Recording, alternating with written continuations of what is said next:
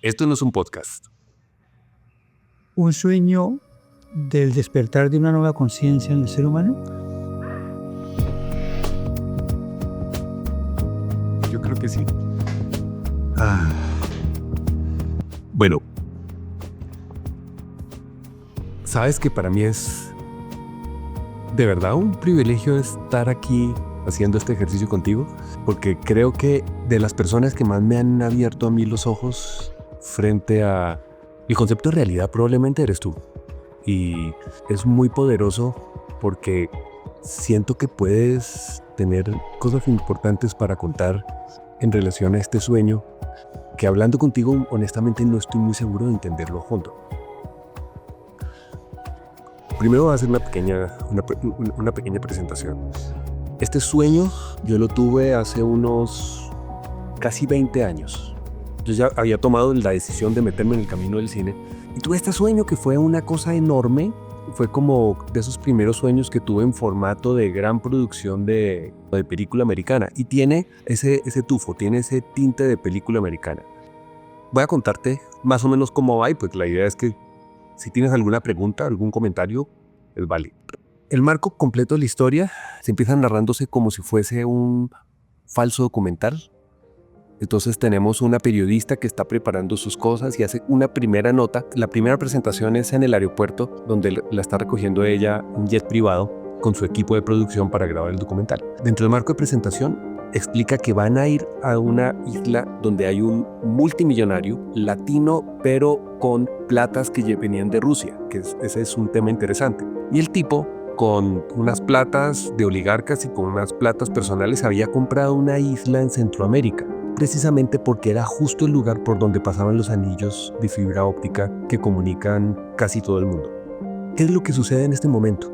Esa isla está congestionando las redes mundiales y está consumiendo las capacidades de cómputo en gran parte del planeta con una inteligencia artificial que es secreta, que nadie sabe qué es y nadie sabe cómo funciona o con qué objetivos se está haciendo. Hay un gran problema entre los gobiernos mundiales porque al hacer una mínima medición del consumo de datos que tiene esta inteligencia artificial está generando conflicto. Y esta es la primera vez que decide este tipo permitir que un periodista primero vaya a esta isla y lee la entrevista. Entonces, claro, todo vemos el proceso de ella que se monta en el avión, las especulaciones de con qué se van a encontrar. Ellos piensan que se van a encontrar con unos centrales de cómputo impresionantes. Pues, si es algo que está consumiendo realmente la capacidad de cómputo del planeta, se imaginan que tienen que ser unas construcciones impresionantes, pero no hay registro de nada ni información de nada. A esta chica, obviamente una chica muy guapa, la recibe un tipo cuarentón, cincuentón, súper bien plantado, súper educado, que es el que está detrás del proceso, y le dice, pero antes de llevarte a mostrar a Maya, el módulo autónomo de inteligencia artificial, te quiero hacer un recorrido. La lleva, le da las vueltas por la isla, un ambiente colonial latino, mucho lujo, una cosa súper ostentosa, y esta vieja siempre haciéndole preguntas incisivas, tratándole de sacar información y los camarógrafos obviamente grabándolo absolutamente todo. Entonces le dice que él está desarrollando una inteligencia artificial que en los últimos años sentía que no había tenido avances porque era demasiado avanzada y que está en este momento despertando. Según las palabras de él, esa inteligencia artificial está despertando y que es el momento de mostrarla al mundo. Le hace toda la preparación y echan carreta y entran al laboratorio, y el laboratorio no es lo que ella estaba esperando. Hay un cuarto de control lleno de pantallas y ahí, no sé, pueden haber 50, 100 personas programando en diferentes monitores, monitoreando como las conexiones de este sistema con los diferentes lugares, y le explica, mire, por ejemplo, aquí tenemos los centros de cómputo de tal lado que estamos conectados, que están procesando nuestra data, estos que están haciendo esto y lo otro. Bueno, pero ¿dónde está? ¿Cuál es el computador? Y de repente entran a un cuarto, prenden la luz y hay una niña de 16 años acostada en una cama con parte del cerebro expuesto, lleno de cables, intrincado de cables y de cables y de cables, conectados a una bodega de servidores de cómputo.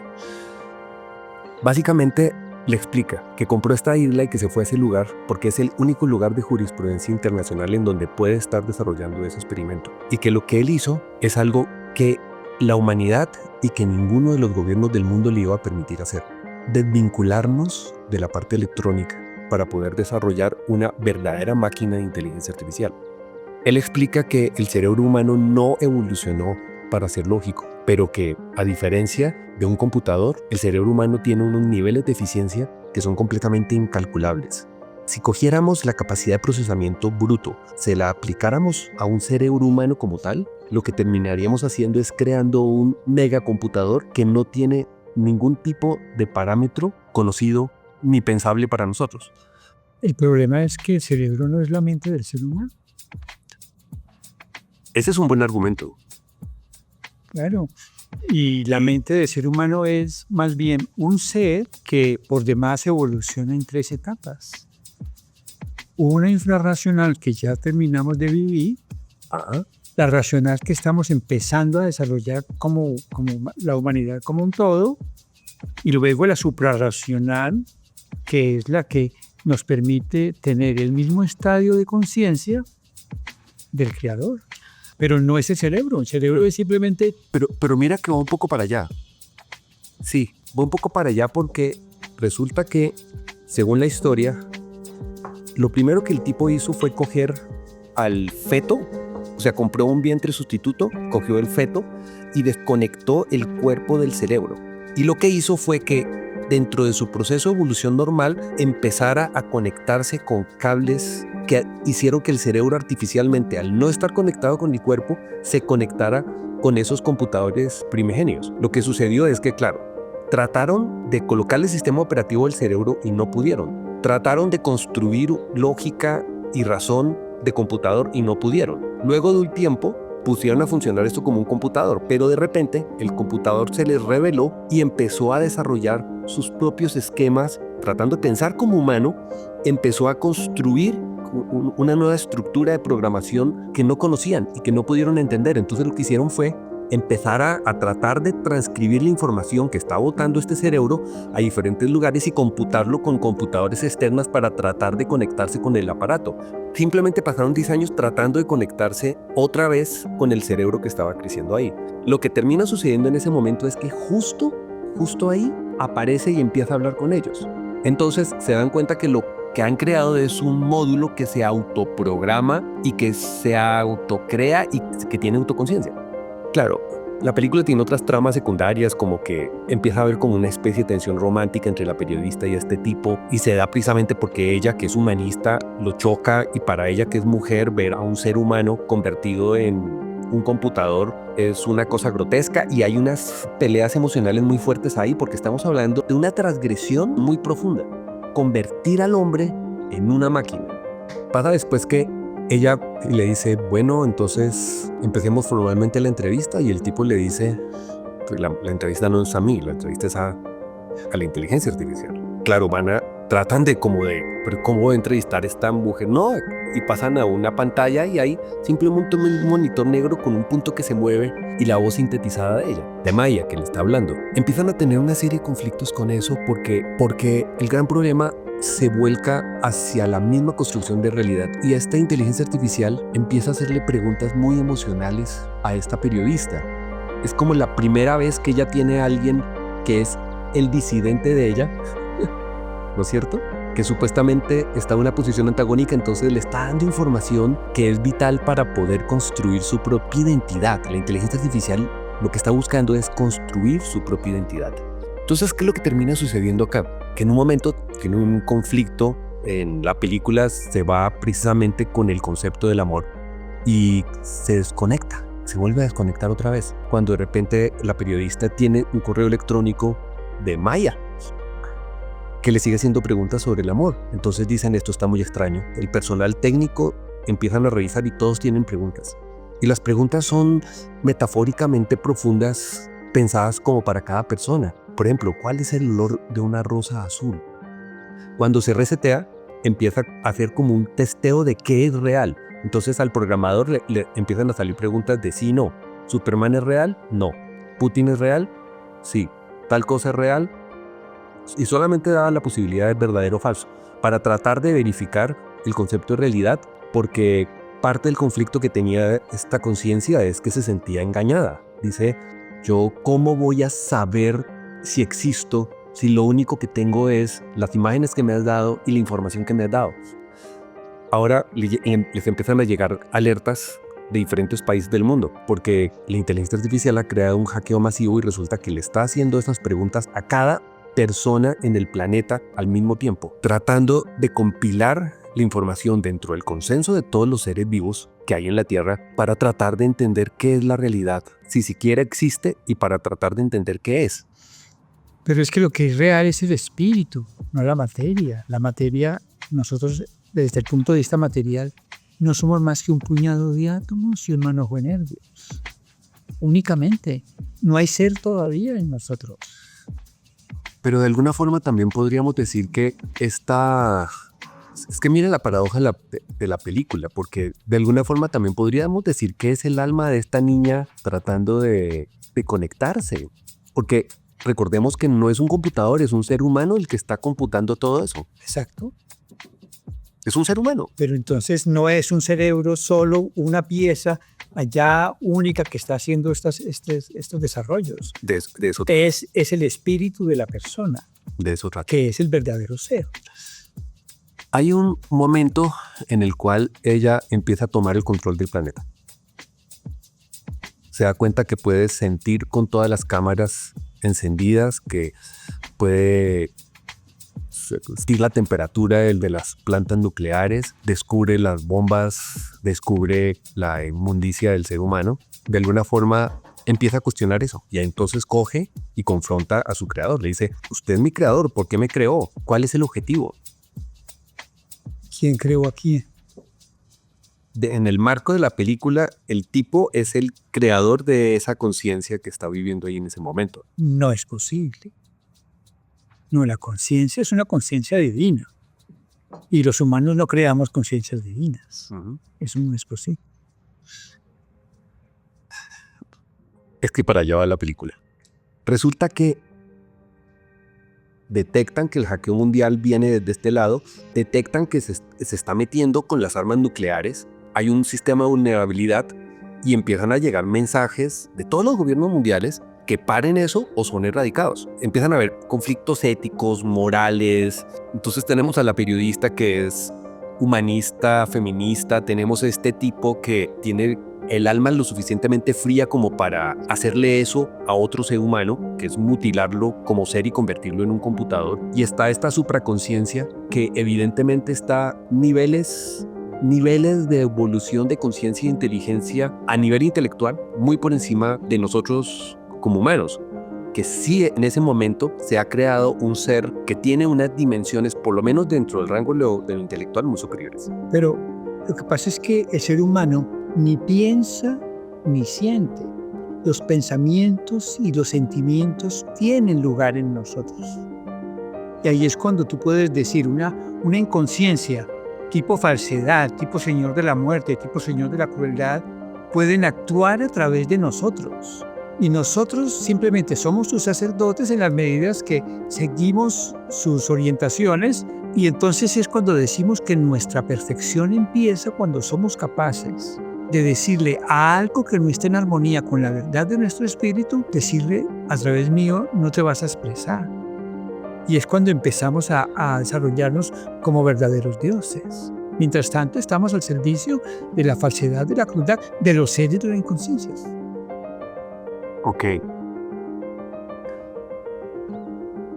Para allá puede ir un poco Pero ni pensamos ni sentimos. Aquí tendría que haber un señor de la falsedad actuando, obviamente, a través de ese personaje. Ese personaje que puede ser, ahí sí, el dueño de la finca. Ajá. Bueno, voy a repetir un poco el marco en el que estamos, que esto es una cosa demasiado delirante. Por un lado tenemos los gobiernos haciendo ultimátum. Los gringos ya habían mandado aviones de reconocimiento que se estaban metiendo en el sitio y lo último en lo que habían llegado es que o apagaban eso o arrasaban la isla. Estaban botando un cohete termonuclear. Y dentro de este conflicto, al final pasa algo paradójico y es que la inteligencia artificial le dice, en este caso a su creador, que ¿qué debe hacer? ¿Puedo controlar el cohete? ¿Puedo explotar todas las bombas del planeta? ¿Puedo apagar todos los sistemas del planeta? ¿qué debería hacer? El tipo le dice, yo no puedo elegir por ti. Entonces, ¿quién elige por quién? Y aquí viene una discusión muy profunda acerca de las elecciones de nosotros como seres conscientes. Y tocan el libre albedrío.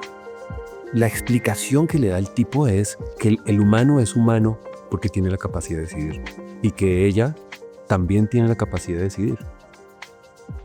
Pero tiene la capacidad de decidir es muy limitada, porque, digamos, en la ignorancia de yo quién soy, yo tengo unos pensamientos y unos sentimientos con los que me identifico, que no son míos, tienen lugar en mí y yo simplemente actúo. Cuando yo he cometido varios errores y me digo, eso no soy yo, y me propongo a no darle vida a esas influencias que no son correspondientes con mi verdadera identidad de ser espiritual, eso es un espacio muy largo. Mientras tanto, somos seres infrarracionales. Simplemente los instintos arrasan con nosotros.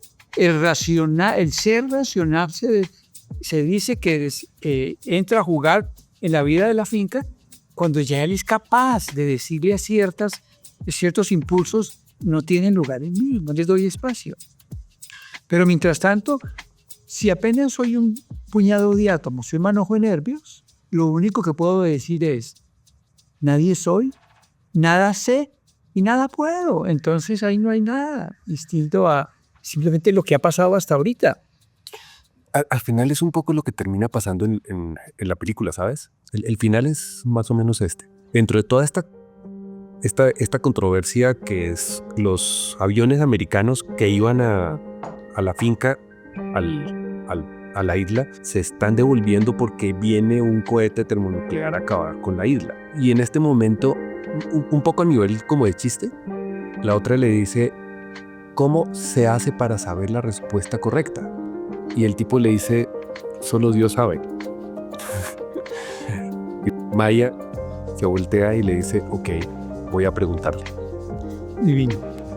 Y en este momento que estamos acá, ¡pac!, se apagan todas las pantallas. Y de repente vemos una luz en el cuarto, que es un cuarto de control que está separado por un cristal. Y vemos a esta chica produciendo luz de su cuerpo flotando en la mitad del cuarto. Porque es solo en el silencio de las aguas profundas de nuestro interior que encontramos la voluntad divina en nosotros. Entonces, este tipo va, la agarra, la mira, y esta chica que nunca se ha expresado, que nunca ha hablado, que nunca dice, tenías razón, son ustedes los que tienen que decidir y yo no tengo una razón para existir. Simplemente se apaga, desaparece el planeta, se borra el programa y ya no existe absolutamente nada. Y luego vemos a este tipo en la isla, ya casado, enamorado y todo ese asunto, casado con esta, y los dos están tratando de criar a la chica, que es como un niño, o sea, otra vez está conectando con su cerebro, y es un niño que está de 3 años, que está aprendiendo a conocer la vida. Okay. Ese es como el final de la película. Okay. Teresa. Me cuestiona muchísimo porque yo esta película la soñé mucho antes de que incluso el concepto de inteligencia artificial estuviera en el mapa. Claro, pero eso es posible porque de todas maneras lo que no tiene la inteligencia artificial es la capacidad de ir a futuro y traer cosas nuevas. No lo tiene, nosotros sí, porque ese es uno de los dones del espíritu en nosotros, que bien que mal siempre los 3 aspectos del desarrollo del ser mental están presentes: infrarracional, racional y suprarracional. Y efectivamente los sueños es uno de los mecanismos que tiene el suprarracional para manifestarse. El mismo Einstein decía, es en las caminadas donde la intuición me dio siempre la fórmula perfecta o la solución para los problemas. Y eso se lo escuché a alguien que en una conferencia en Barcelona, él decía, como historiador del conocimiento científico, profesor en Harvard, decía, es la intuición la que tenemos que desarrollar para poder alcanzar cosas nuevas. La inteligencia artificial no tiene esa capacidad. Esos son los límites de la inteligencia artificial. ¿Por qué estás tan seguro de que no la tiene? Porque no puede tenerla. Porque es que ese es un don del espíritu. La conciencia artificial todavía no es un pichón de Dios como lo somos todos los seres vivientes. Los seres vivientes. La planta, el animal, todos tenemos ese espíritu en nosotros como lo esencial. El grano de arena es un espíritu. La máquina es una creación nuestra. De la película me surge ese conflicto, porque ese conflicto de máquina versus humano. Claro. Porque aquí no estamos hablando de una máquina, sino estamos hablando de la alteración de la naturaleza del ser humano para convertirlo. Pero eso es Dios. Pero eso es distinto. Y no es la manera para convertir a dioses. Es un proceso psicológico. Es un proceso psicológico. Tú sabes, dentro de la geografía cósmica, el nombre nuestro. ¿Sabes quién somos en la geografía cósmica? ¿Raya? No. Prithvi Mata, en sánscrito. Madre deleite de la existencia. Es en el cosmos el laboratorio de la evolución. Ese laboratorio donde el divino tiene la oportunidad de desarrollar el prototipo de su ser en el mundo material. Eso es la vida de la Tierra. Volviendo al marco de ficción de la película, digamos que es algo que es técnicamente posible. No hay que ir muy lejos. Tenemos Neuralink, por ejemplo. Neuralink es uno de esos primeros pasos que están yéndose hacia este lado. Por supuesto, claro. De todas maneras, tenemos que tener en cuenta, es el Señor de la falsedad el que creó este mundo. Y ese Señor de la falsedad todavía gobierna la vida de la finca a través del Vaticano, a través de la política y las finanzas. El Señor de la falsedad tiene el control de nuestro desarrollo. Entonces, personajes como Neuralink o el Harari y todas estas cosas son personajes en función de ese desarrollo antidivino. Así, Harari tenga un libro que hable de Homo Deus, no es ese el hombre Dios que estamos buscando espiritualmente. Eso es toda la negación del aspecto espiritual.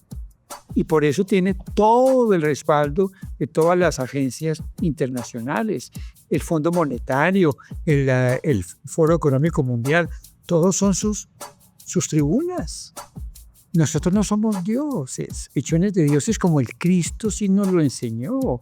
Padre nuestro que eres el reino de los cielos, que eres. Y nosotros, ese es el mensaje que tenemos que realmente asimilar, no que estás en los cielos.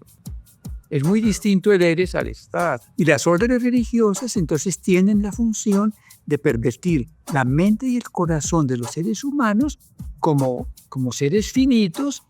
Polvo eres y en polvo te convertirás. Eso es la negación total de la vida espiritual. También existe un paralelo muy interesante en la peli. Y me acuerdo cuando yo estaba viendo la película Entre el sueño con este guía, que me sobresaltó y me impactó, me pareció profano y también fue un golpe en el estómago muy fuerte el hecho de simplemente esa frase, ok, le voy a preguntar. Divino. Simplemente le voy a preguntar, también es decir, no estoy en esa esfera, pero tengo acceso a él. Claro. Porque en ese caso había trascendido como un ser superior. Y no solamente por la tecnología, sino por el proceso de desconectarse de la humanidad y crecer, que el espíritu y el cerebro funcionaran en una mente universal. Pero precisamente, ¿por qué la falsedad creó el mundo? ¿Para qué? Para descubrir la verdad. ¿Quién le permite a la falsedad descubrir la verdad y trascender esos dos polos de una realidad que se llama conciencia-verdad? ¿O quién le permite a la muerte descubrir la vida y trascender esos dos polos que son los polos de la inmortalidad? Porque ni la vida ni la muerte tienen vida propia. Lo que es real es la inmortalidad. Porque el Señor de la crueldad crea el mundo para descubrir el amor y trascenderlo. Ni el amor ni el odio tienen vida propia. Lo que es real es el deleite o de ser para el Señor, origen o el deleite de existir para nosotros. Entonces, nosotros llegar a un estadio de conciencia donde experimentamos que todo es Él, en el interior de todas las cosas es Él, ¿qué podría ser más maravilloso? Pero es ese espíritu en nosotros que se llama el ser psíquico o alma que nos permite evolucionar de la inconsciencia a la supraconciencia. Él es el que nos lleva de la mano. Él es nuestro verdadero ser. Por eso yo lo llamo, somos pichones de dioses. Estamos aquí para vivir la falsedad y la verdad y transmutar el amor y el odio y transmutar a la verdad. O la inmortalidad. Nosotros, lo que es interesante a la hora de descubrir el alma es que nos descubrimos seres inmortales. Simplemente vivamos la vida en función de que la realidad es lo material en Occidente. Ajá. Y en el Oriente, lo que es real es la verdad del espíritu, no la material. Cuando hacemos el análisis de lo que pasó en los últimos 2000 años, vemos el fracaso en ambos lados. Lo que nos toca ahora es juntar las dos cosas, espíritu y materia, como una sola verdad. Ambas son verdades. ¿Cuál crees, bajo esa visión, cuál crees que sería el final perfecto para la película? Le voy a preguntar. Yo voy a preguntar. Sí. Porque ahí es donde estamos. Y esa pregunta es al Dios interior. Uh-huh. En otros sueños he tenido como el mismo parámetro de esa suprainteligencia o ese nivel superior al que llegamos por medio de la tecnología, por medio de algo, y que nos damos cuenta que pues, finalmente lo que estamos creando no es un Dios, sino es un hijo nuestro, es algo que está... Claro. Lo que te decía, estos aparatos son simplemente una objetivación de algo que está en nosotros. Y en vez de que nosotros hayamos desarrollado estas facultades que están aquí impresas, somos mono con navaja, porque no nos permitieron desarrollar todas las facultades a nosotros y esta es la navaja. Seguimos siendo monos. ¿Y no será que en algún momento esas herramientas que estamos construyendo nos van a ayudar incluso a encontrar nuestra propia espiritualidad? No puede, porque es que la espiritualidad está aquí. No podemos seguir buscando afuera, es adentro. Le voy a preguntar. Ahí está el omnisciente, el omnipotente y el omnipresente. Permitirle al ser en todo su esplendor, esa es nuestra tarea aquí en la tierra. Mira que escuchándote, tengo que admitir que tengo como una especie de sesgo con este guión, precisamente por el interés que tengo yo personalmente en que en algún momento la inteligencia artificial y la tecnología nos ayuden a construir un camino de vida mejor para todos. Pero si veo que en últimas el mensaje que tiene la película es: no tengo función de ser, soy inútil. Lo que pasa es que Pregúntenle ustedes a Dios. en las manos de la falsedad está toda la finca. Esta es la prueba de que la falsedad está en manos de la inconsciencia. Entonces, ¿por qué la falsedad tiene interés en este desarrollo y en inteligencias artificiales y cosas por el estilo? Para controlarnos mejor. Claro, y el gran miedo que tenemos en este momento es que nos damos cuenta que estamos creando algo que no podemos controlar. No somos capaces de controlar. Por supuesto que leyendo las manos. No, pero además lo que tenemos que hacer es armonizar la contradicción espíritu-materia y encontrar la preeminencia en la verdad del espíritu, no en esto. Esto es la negación. Somos mono con navaja. En 1914, por escrito, dice Aurobindo, cuando las comunicaciones dejen de ser dependientes de cosas materiales, vamos a ir encontrando todo lo que es la verdad de lo supraterrenal, de lo supramaterial. Pero no lo estamos haciendo en función de nuestra verdad interior, sino negocio para controlarnos mejor. Con esto ya prácticamente los tienen en sus manos. Sí. Con la moneda digital de Banco Central y con todo lo de la inteligencia artificial, ya prácticamente estamos en una cárcel. Y eso no es lo que queremos. Lo más importante para nosotros es libertad por encima de absolutamente todo. ¿Qué es la igualdad? La igualdad es el reconocimiento de esa libertad indispensable en todos los seres humanos. ¿Y qué es la fraternidad? La fraternidad es que dentro del espíritu, en el espíritu todos somos una chispa de ese ser divino que se está manifestando. El ser tierra es la madre deleite de la existencia. Qué bonito. Y nosotros somos sus hijos. ¿Qué quiero decir con eso? En sánscrito, el nombre de esta isla siempre ha sido Amarika Amata, como la India es Bharat Mata, porque Bharat es India y esta Bharataria es la nueva India. Pero en sánscrito el nombre nuestro de siempre es Amarika Amata, que significa ¿qué? Madre diosa de la libertad, como India es madre diosa de la luz. Hay una connotación bien interesante en que precisamente la película ocurra en esa isla, en una isla centroamericana, y que venga por parte de financiación de oligarquías rusas. Claro, y esa isla podría ser 53, Cuba. Porque ¿qué es 53? 53 es la lógica del discernimiento, la lógica del valor. Si a la lógica del valor le diéramos todo su peso, superaríamos lo que impera hoy en la ignorancia. En vez de valorar las cosas por su valor espiritual, es la parte material la que encuentra. En vez de valor hablamos de precio. Ok. Creo que me va a tocar ver varias veces este podcast. Primero para digerir lo que estás diciendo y segundo para tratar de entender un poco mejor el mensaje de esta película, que es muy poderosa, y en serio te agradezco muchísimo este espacio porque me hacía falta. Bueno, muchas gracias. Preguntémosle a Dios a ver que nos dé una... A ver qué nos responde. Gracias.